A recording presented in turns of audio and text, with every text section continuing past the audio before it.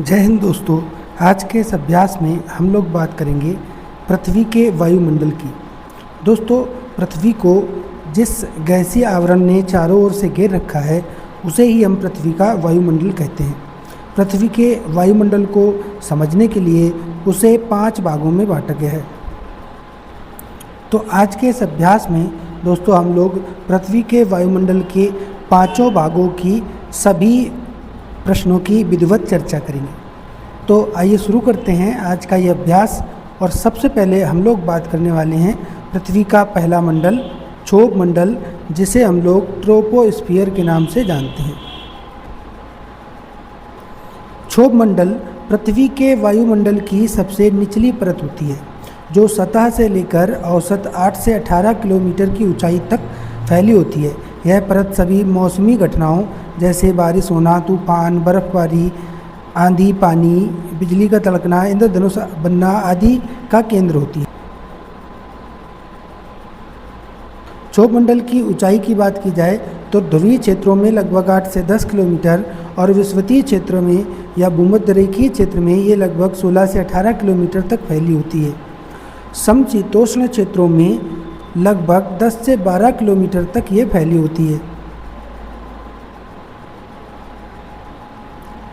क्षोभ मंडल में जैसे जैसे ऊंचाई बढ़ती जाती है तापमान घटता जाता है। औसत 6.5 डिग्री प्रति किलोमीटर तापमान घट जाता है।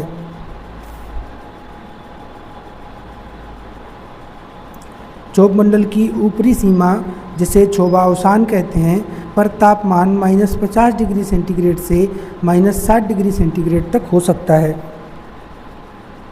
क्षोभ मंडल में वायु गति और मौसम की बात की जाए तो सभी मौसमी घटनाएं जैसे बादल, वर्षा, आंधी, तूफान, हिमपात आदि सब कुछ इसी क्षोभ मंडल में होते हैं। क्षोभ मंडल में वायु की ऊर्ध्वाधर एवं क्षैतिज गति अधिक होती है, जिसे हम लोग गति परिवर्तन कहते हैं। यहाँ वायु दाब ऊंचाई बढ़ने के साथ घट जाता है। क्षोभ मंडल की संरचना और संगठन की बात करें तो वायुमंडलीय गैसों का 75% भाग केवल क्षोभ मंडल में पाया जाता है एवं जल वाष्प का लगभग 99% भाग क्षोभ मंडल में पाया जाता है। क्षोभ मंडल की प्रमुख गैसों में नाइट्रोजन सबसे ज़्यादा मात्रा में 78% पाई जाती है और इसके बाद ऑक्सीजन 21%, आर्गन 0.93%, कार्बन डाइऑक्साइड 0.03% पाई जाती है। जल वाष्प और धूल कणों की अधिकता इसी परत में सर्वाधिक होती है। क्षोभावसान, यह क्षोभ मंडल और समताप मंडल के बीच की सीमा कहलाती है। यहाँ तापमान स्थिर रहता है।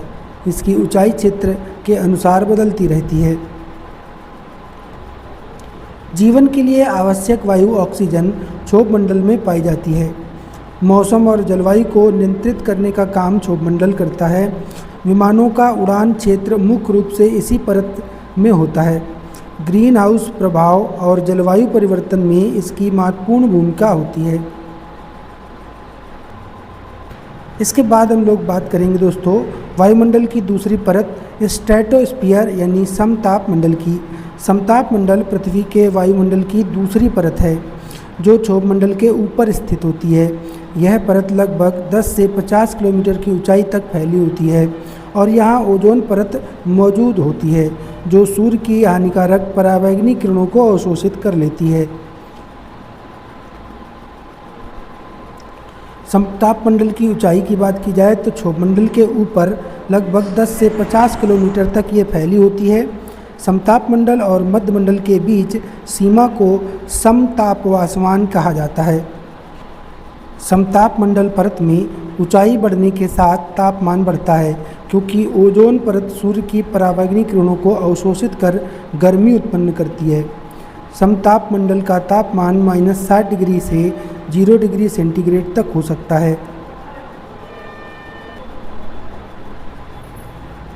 समताप मंडल पर वायु की गति क्षैतिज अधिक होती है जबकि ऊर्ध्वाधर गति बहुत ही कम होती है। समताप मंडल परत में वायु दाब क्षोभ मंडल की तुलना में काफ़ी कम होता है। समताप मंडल में वायु गति स्थिर रहती है, जिससे यहाँ मौसम संबंधी गतिविधियाँ जैसे वर्षा, तूफान आदि नहीं होती हैं। समताप मंडल में ओजोन परत पाई जाती है। यह परत लगभग 15 से 35 किलोमीटर की ऊंचाई पर स्थित होती है।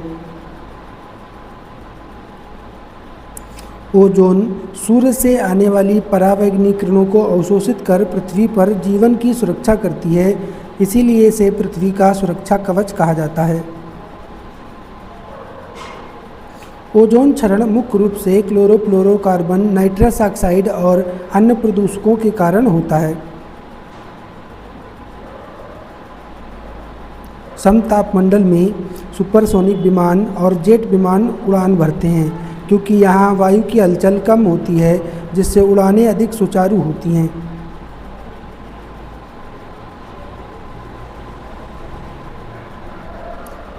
समताप मंडल पर जेट स्ट्रीम नामक तेज हवाएं बहती हैं, जो मौसम परिवर्तन को प्रभावित करती हैं। ओजोन परत पृथ्वी पर जीवन की रक्षा करती है। विमानन क्षेत्र के लिए उपयुक्त वातावरण ओजोन परत समताप मंडल प्रदान करता है। मौसम परिवर्तन और जलवायु परिवर्तन में समताप मंडल महत्वपूर्ण भूमिका निभाता है। क्षोभ मंडल के बाद यह परत सूर्य के ऊष्मीय संतुलन को बनाए रखने में मदद करती है।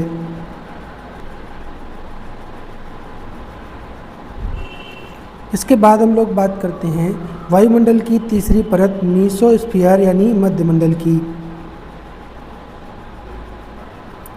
मध्यमंडल पृथ्वी के वायुमंडल की तीसरी परत है, जो समताप मंडल के ऊपर और अयन मंडल के नीचे स्थित होती है। यह परत लगभग 50 से 85 किलोमीटर की ऊंचाई तक फैली होती है।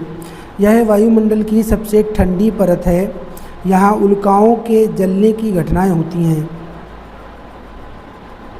इसे भी हम पृथ्वी का सुरक्षा कवच कहते हैं। मध्यमंडल परत समताप मंडल के ऊपर 50 किलोमीटर से लेकर लगभग 85 किलोमीटर तक फैली होती है। मध्यमंडल और ब्रह्मंडल के बीच की सीमा को मध्यवसान कहा जाता है।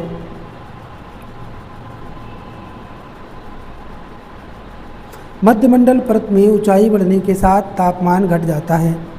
यहाँ पर तापमान -90 डिग्री सेंटीग्रेड से -100 डिग्री सेंटीग्रेड तक गिर जाता है, जिससे यह वायुमंडल की सबसे ठंडी परत बन जाती है।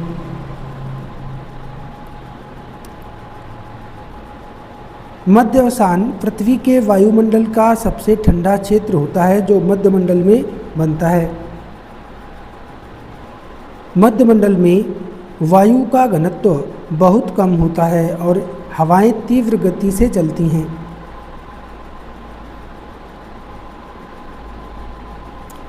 मध्यमंडल में वायु का प्रवाह ऊर्ध्वाधर और क्षैतिज दोनों दिशाओं में होता है। मध्यमंडल परत में जल वाष्प, धूल कण और अन्य गैसें बहुत कम मात्रा में पाई जाती हैं। जब उल्काएं पृथ्वी के वायुमंडल में प्रवेश करती हैं तो वे मध्यमंडल में आकर जलकर नष्ट हो जाती हैं। इस कारण इस परत को मीटेराइट शील्ड भी कहा जाता है। उल्काओं को जलाकर पृथ्वी को सुरक्षित रखने में मध्यमंडल मदद करता है। वायुमंडलीय संतुलन बनाए रखता है और ऊपरी परतों से आने वाले प्रभावों को कम करता है।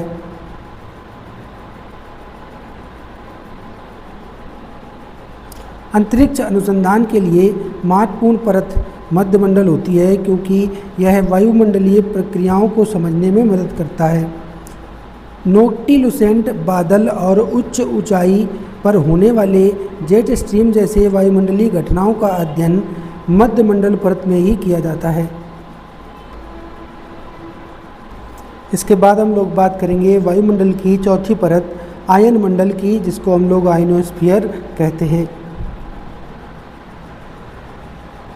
आयन मंडल वायुमंडल की एक महत्वपूर्ण परत है, जो 60 से 1000 किलोमीटर तक फैली होती है। यह परत ऊर्जावान और सौर विकिरण के कारण गैसों के आयनीकरण की प्रक्रिया से बनती है। इस परत का मुख्य कार्य रेडियो तरंगों का परावर्तन करना और अंतरिक्ष में संचार को संभव बनाना है। आयनमंडल, यह परत मध्यमंडल के ऊपर और बहिर्मंडल के नीचे स्थित होती है। आयनमंडल की ऊंचाई लगभग 60 किलोमीटर से 1000 किलोमीटर तक होती है। आयनमंडल परत में वायुमंडलीय गैसें सूर्य के परावैगनी और एक्सरे विकिरण से आयनीकृत होकर आयन में बदल जाती हैं।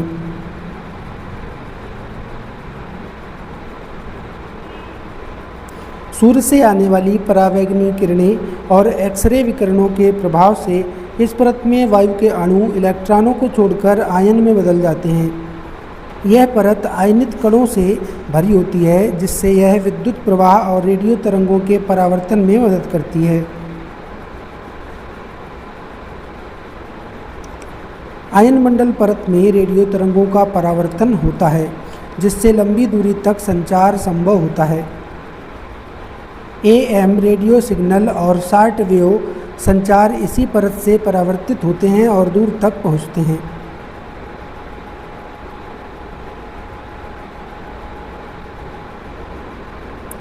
यह परत GPS और सैटेलाइट संचार प्रणालियों को भी प्रभावित करती है।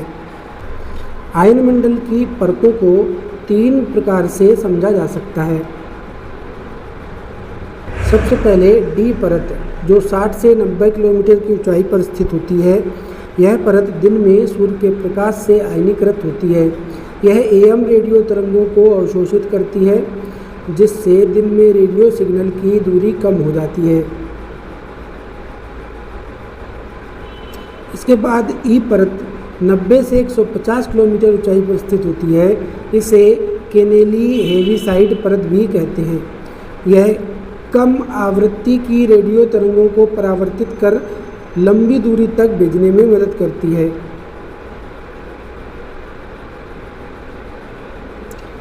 F परत 150 से 1000 किलोमीटर की ऊंचाई पर स्थित होती है। इसे एप्लेटॉन परत भी कहते हैं। यह उच्च आवृत्ति की रेडियो तरंगों को परावर्तित करती है और संचार के लिए सबसे महत्वपूर्ण परत होती है। इसे 2 भागों में बांटा जाता है, F1 और F2। F1 जो 150 से 250 किलोमीटर तक और F2 250 से 500 किलोमीटर तक होती है। जब सौर पवन से आए आवेशित कण पृथ्वी के चुंबकीय क्षेत्र से टकराते हैं तो आयनमंडल में सुंदर रोशनी उत्पन्न होती है, जिसे ध्रुवीय ज्योति कहते हैं। ये घटना आयनमंडल में होती है। यह घटना मुख्य रूप से उत्तरी और दक्षिणी ध्रुवों के पास देखी जाती है। आयनमंडल परत में मौजूद आयनित कण GPS सिग्नल और उपग्रह संचार को प्रभावित कर सकते हैं। जब सौर तूफान आते हैं तो यह संचार प्रणाली और नेविगेशन सिस्टम में बाधा डाल सकते हैं। रेडियो तरंगों के परावर्तन से दूर संचार को संभव बनाता है। GPS और उपग्रह संचार में महत्वपूर्ण भूमिका निभाता है। ध्रुवीय ज्योति जैसी सुंदर खगोलीय घटनाओं का कारण बनता है। सौर तूफानों से पृथ्वी की सुरक्षा में मदद करता है। इसके बाद हम लोग बात करेंगे दोस्तों वायुमंडल की अंतिम और सबसे बाहरी परत बहिर्मंडल की, जिसको हम लोग एक्सोस्फीयर भी कहते हैं। बहिर्मंडल पृथ्वी के वायुमंडल की सबसे ऊपरी परत होती है, जो लगभग 500 से 10,000 किलोमीटर तक फैली होती है। वैसे ये दोस्तों अनंत तक फैली होती है, क्योंकि अंतरिक्ष में मिली हुई होती है, तो इसकी सीमा लगभग में है, निश्चित नहीं है। इस परत में वायु का घनत्व बहुत कम होता है और यहाँ धीरे धीरे गैसें अंतरिक्ष में मिल जाती हैं। यह परत वायुमंडल और बाहरी अंतरिक्ष परत के बीच की सीमा का निर्माण करती है। बहिर्मंडल परत 500 किलोमीटर से 10,000 किलोमीटर तक ऊंचाई पर फैली होती है। इसकी ऊपरी सीमा को जियो कोरोना कहा जाता है, जिसके बाद अंतरिक्ष शुरू हो जाता है। यहाँ वायु का घनत्व बहुत कम होता है, जिससे अणु और परमाणु स्वतंत्र रूप से गति कर सकते हैं। इस परत में हवा इतनी विरल होती है कि वायु के कणों के बीच टकराव नगण्य होता है। गैसों के कण बहुत तेजी से गति करते हैं, जिससे कुछ कण पृथ्वी के गुरुत्वाकर्षण से बाहर निकलकर अंतरिक्ष में चले जाते हैं। इस परत में मुख्य रूप से हाइड्रोजन, हीलियम, ऑक्सीजन और कार्बन डाइऑक्साइड जैसी हल्की गैसें पाई जाती हैं। भारी गैसें पृथ्वी के गुरुत्वाकर्षण के कारण नीचे की परतों में पाई जाती हैं, जबकि हल्की गैसें बहिर्मंडल में मौजूद होती हैं। बहिर्मंडल परत में तापमान हजारों डिग्री सेल्सियस तक बढ़ जाता है, लेकिन कम घनत्व के कारण ऊष्मा का प्रभाव महसूस नहीं होता। सौर गतिविधियों के अनुसार तापमान में उतार चढ़ाव होता रहता है।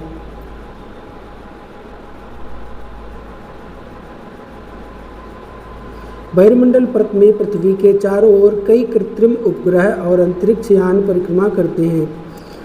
अंतर्राष्ट्रीय अंतरिक्ष स्टेशन ISS और कई संचार उपग्रह इसी परत में स्थित होते हैं। बहिर्मंडल को पृथ्वी और बाहरी अंतरिक्ष के बीच की संक्रमण क्षेत्र माना जाता है। इस परत के बाद ग्रहों के बीच का अंतरिक्ष शुरू हो जाता है। अंतरिक्ष यानों और उपग्रहों के संचालन के लिए बहिर्मंडल परत आदर्श मानी जाती है।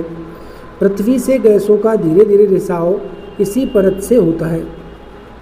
अंतरिक्ष अनुसंधान के लिए महत्वपूर्ण परत बहिर्मंडल है, क्योंकि यह पृथ्वी और बाह्य अंतरिक्ष के बीच की सीमा है। सौर विकिरण और अंतरिक्षीय प्रभावों को पृथ्वी के अन्य वायुमंडलीय परतों तक पहुंचने से रोकने में मदद करती है। ये था दोस्तों आज का संपूर्ण वायुमंडलीय अभ्यास। आपको हमारा प्रयास कैसा लगा हमें कमेंट करके ज़रूर बताएं। फिर मिलते हैं अगले टॉपिक के साथ। जय हिंद, जय भारत।